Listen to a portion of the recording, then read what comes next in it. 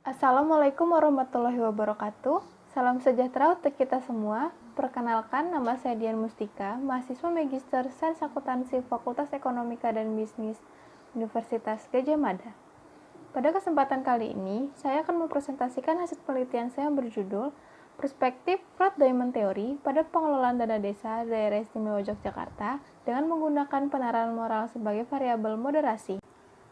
Penelitian ini dilatar belakangi pada salah satu program pemerintah periode 2014 sampai 2019 atau yang dikenal juga dengan Nawacita. Salah satu program tersebut adalah membangun Indonesia dari bagian pinggiran dengan memperkuat daerah dan desa dalam kerangka kesatuan Republik Indonesia.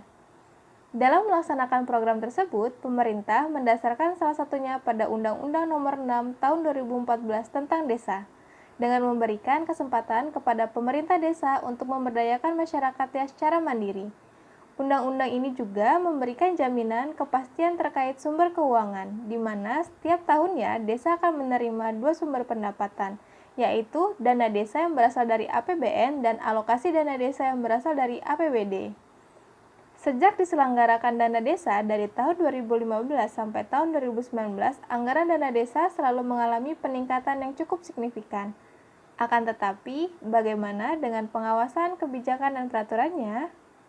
Pada tahun 2017, Kementerian Desa Pembangunan Daerah Tertinggal dan Transmigrasi menerima 2.299 laporan tentang dugaan pelanggaran pengelolaan dana desa. Sebagian besar terjadi karena kesalahan asas dan prosedur, pelanggaran regulasi, dan penyalahgunaan dana desa. Lebih lanjut, berdasarkan hasil laporan tren korupsi ICW selama tahun 2015 sampai tahun 2019, tercatat sebanyak 298 kasus korupsi terkait dana desa dengan total kerugian negara sebesar 140 miliar rupiah. Daerah Istimewa Yogyakarta merupakan salah satu provinsi dengan sistem tata kelola pemerintahan yang sangat baik. Hal itu terbukti pada tahun 2019, provinsi ini berhasil meraih predikat AA untuk Sakip dan WTP untuk Lakip. Akan tetapi, hal tersebut tidak mutlak menjadikan provinsi ini bebas dari ancaman fraud. Contohnya saja, pada tahun 2019 masih terdapat kasus korupsi yang terjadi. Berdasarkan laporan tren ICW, tahun 2019 terdapat 3 kasus korupsi yang terjadi di daerah istimewa Yogyakarta dengan kerugian negara sebesar 36,9 miliar. Dengan salah satunya adalah kasus korupsi terkait dana desa, dengan melibatkan kepala dan bendahara desa Bangun Cipto Kabupaten Kulon Progo.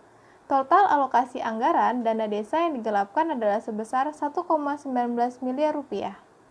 Fraud Diamond Theory merupakan salah satu teori yang dapat digunakan untuk menjelaskan motivasi seseorang dalam melakukan tindakan fraud dengan menggunakan 4 elemen, yaitu pressure, opportunity, rasionalisasi, dan capability.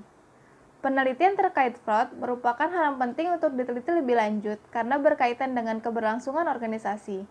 Literatur sebelumnya menyatakan bahwa fraud dipengaruhi oleh kesesuaian kompensasi, sistem pengandalan internal, budaya organisasi, dan kompetensi. Sedangkan penelitian lainnya tidak menemukan adanya hubungan antara variabel-variabel tersebut. Salah satu cara untuk menjelaskan kesenjangan penelitian tersebut adalah dengan mempertimbangkan variabel moderasi. Penelitian ini menggunakan penalaran moral sebagai variabel moderasi karena penalaran moral merupakan kemampuan yang dimiliki seseorang untuk memakai cara berpikirnya guna menerangkan apa yang telah dipilihnya dan mengapa melakukan atau tidak melakukan suatu tindakan. Lebih lanjut, alasan penelitian ini penting karena masih sedikit penelitian yang mengkolaborasikan teori terkait fraud dan etika ke dalam satu konteks penelitian. Padahal hal tersebut penting untuk dilakukan karena menurut Ramamurti tahun 2008, untuk menangkap seorang penjahat, maka kita harus bisa berpikir seperti penjahat juga, sehingga kita harus memperhatikan faktor psikologis dari individu tersebut terkait suatu tindakan yang dilakukan dirinya. Rumusan masalah. Berbagai upaya telah dilakukan pemerintah untuk mengawal pengelolaan dana desa agar dapat digunakan sesuai dengan tujuan. Namun hal tersebut ternyata belum juga menunjukkan adanya perbaikan yang berarti. Anggaran dana desa masih menjadi sektor paling rawan korupsi akan tindakan fraud. Tercatat sedikitnya 256 kepala desa ditangkap karena melakukan penyalahgunaan anggaran dana desa. Indonesian Corruption Watch tahun 2020 menyatakan faktor penyebab korupsi di tingkat desa adalah kurangnya keterlibatan masyarakat, kurangnya lembaga desa, kompetensi kepala desa yang terbatas, dan mahalnya biaya politik. Dengan kata lain, jika dikaitkan dengan fraud diamond theory, maka faktor fundamental penyebab korupsi di tingkat desa adalah karena adanya peluang akibat sistem pengendalian internal yang diterapkan tidak efektif, tekanan yang muncul akibat kompensasi yang dianggap tidak sesuai dengan biaya yang telah dikeluarkan pada saat pemilihan, berkembangnya budaya organisasi tidak etis sehingga menjadi dasar pelaku dalam membenarkan tindakannya, dan kurang kompetennya pegawai desa dalam pengelolaan dana desa.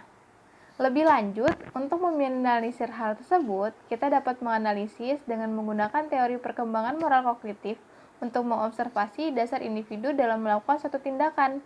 Karena dengan mengetahui level penilaian moral seseorang, maka kita dapat mengetahui alasan individu tersebut melakukan suatu tindakan, terutama yang berkaitan dengan dilema etika. Penelitian ini memiliki dua tujuan, yaitu untuk menguji pengaruh kesesuaian kompensasi, sistem pengendalian internal, budaya organisasi, dan kompetensi terhadap fraud pada pengelolaan dana desa. Dan yang kedua, untuk menguji pengaruh peran dari penilaian moral sebagai variabel moderasi dalam mempengaruhi hubungan antara variabel dependen dan independen.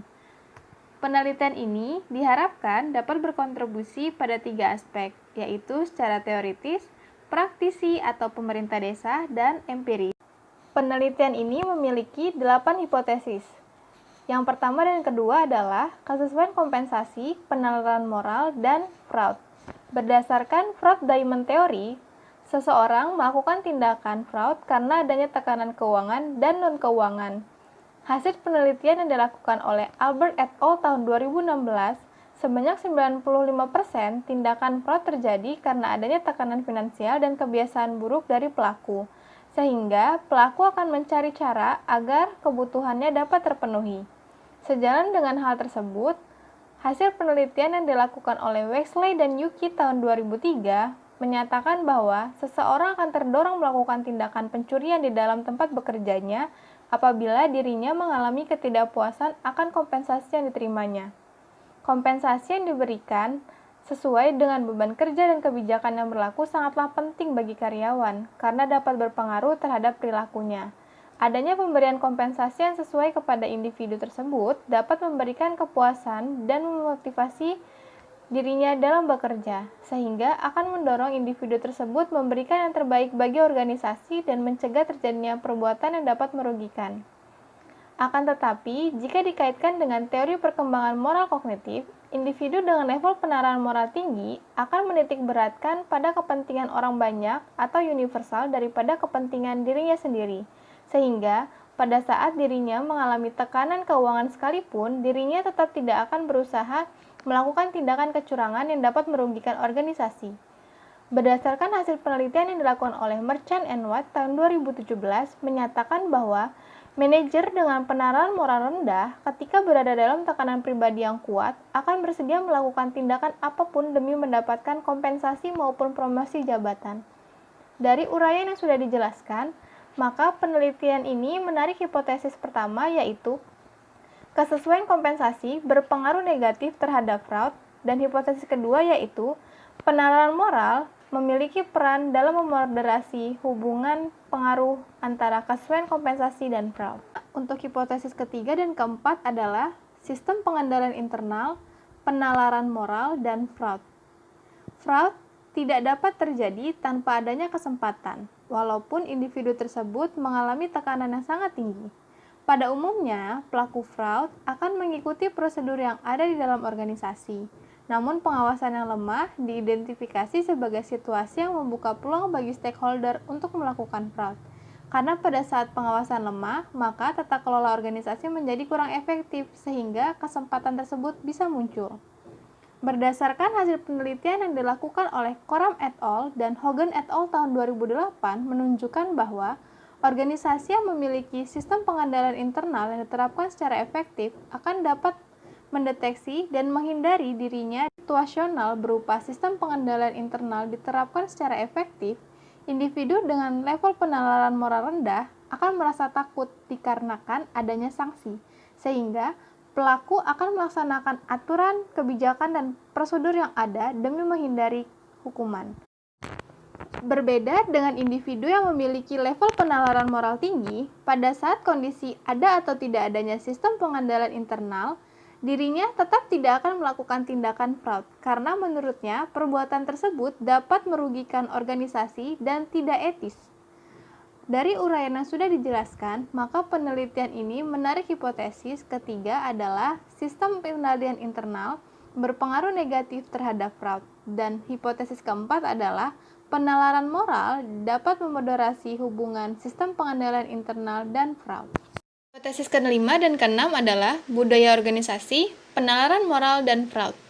Menurut Della Potras tahun 2013 dan Koenon tahun 2008, dalam melakukan tindakan fraud, pelaku biasanya tidak akan berusaha meyakinkan dirinya sendiri bahwa tindakan yang dilakukannya adalah perilaku yang wajar dan dapat diterima oleh masyarakat, dengan menciptakan alasan-alasan dalam pemikiran mereka.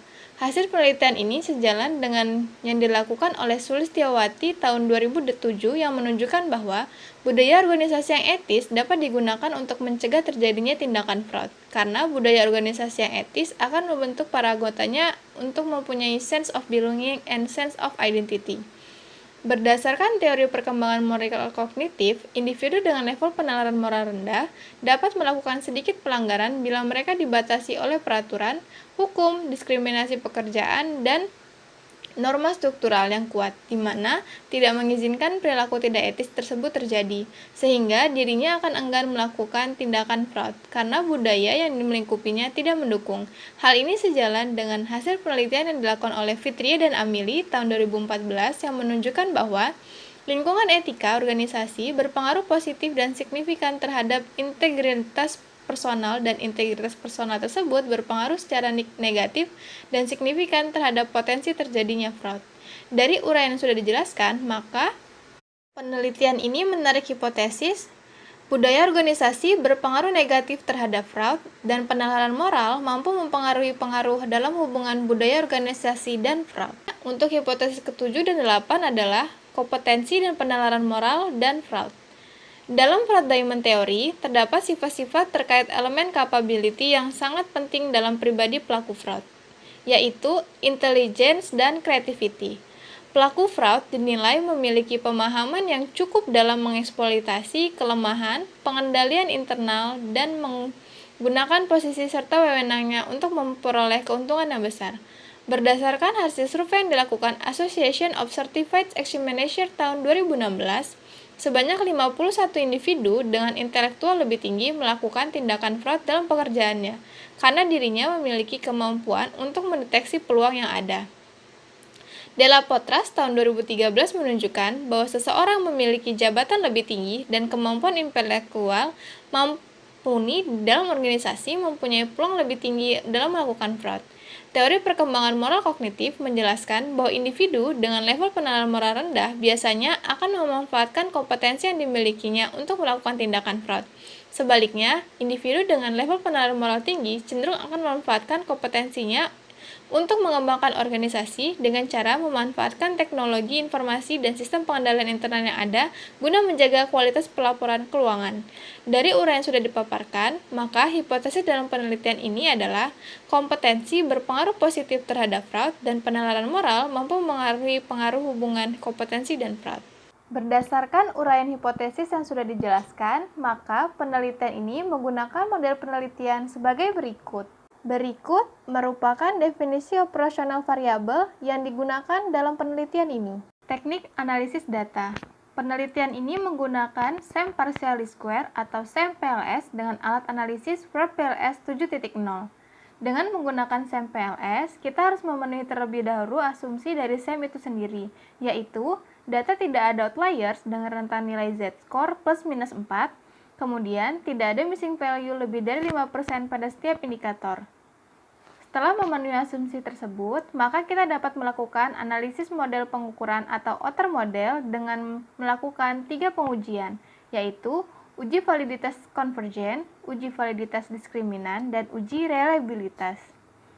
Setelah melakukan uji outer model, maka kita melakukan analisis model struktural atau inner model yang terdiri dari 4 analisis, yaitu mengevaluasi model fit, menilai signifikansi dan relevansi hubungan model struktural, menilai tingkat koefisien determinasi, dan menilai relevansi prediktif. Dan yang terakhir adalah melakukan analisis multigroup dengan melihat hasil output tabel koefisien jalur dan p-value untuk melihat efek dari variabel moderasi. Berdasarkan hasil penyebaran kuesioner, didapatkan sebanyak 32 desa yang bersedia menjadi responden dalam penelitian ini dengan rincian sebagai berikut. Setelah dilakukan analisis, didapatkan hasil bahwa demografi responden dalam penelitian ini adalah sebagai berikut. Di sini dapat dilihat, mayoritas responden berjenis kelamin pria dengan jabatan didominasi kepala keuangan yang usianya mayoritas adalah 51-60 tahun, dengan pendidikan terakhir adalah sarjana dan masa kerja lebih dari 10 tahun. Untuk hasil uji validitas konvergen, didapatkan hasil bahwa terdapat 3 item konstruk yang harus dilakukan penghapusan karena memiliki faktor loading kurang dari 0,7 dan hal ini juga dilakukan untuk dapat meningkatkan nilai AV. Dari penghapusan 3 item konstruk tersebut, didapatkan hasil nilai AV sebagai untuk uji hasil validitas diskriminan, didapatkan hasil bahwa setiap indikator memiliki nilai loading paling tinggi pada kelompok variabelnya sendiri. Dan untuk hasil uji reliabilitas menunjukkan bahwa nilai Cronbach alpha dan composite reliability lebih dari 0,70, yang berarti penelitian ini dapat diterima. Berdasarkan hasil analisis model struktural, didapatkan model fit sebagai berikut. Berdasarkan hasil analisis model struktural, didapatkan hasil pengujian hipotesis sebagai berikut. Penjelasan terkait hipotesis. Hipotesis pertama, menunjukkan bahwa kesesuaian kompensasi berpengaruh positif terhadap fraud, yang berarti hipotesis ini terdukung signifikan negatif karena berlawanan arah. Menurut Bologna, tahun 1993 dalam Ghon teori, adanya keserakahan yang dimiliki individu menjadikan dirinya akan terus menuntut untuk memenuhi kebutuhan melebihi apa yang dibutuhkannya. Sehingga walaupun kompensasi telah diberikan sesuai dengan beban kerja dirinya, akan tetap melakukan tindakan fraud jika terdapat peluang. Hal ini dikarenakan hasrat materialnya yang tidak pernah puas. Hipotesis kedua menunjukkan bahwa penalaran moral dapat memoderasi hubungan antara kesesuaian kompensasi dan fraud.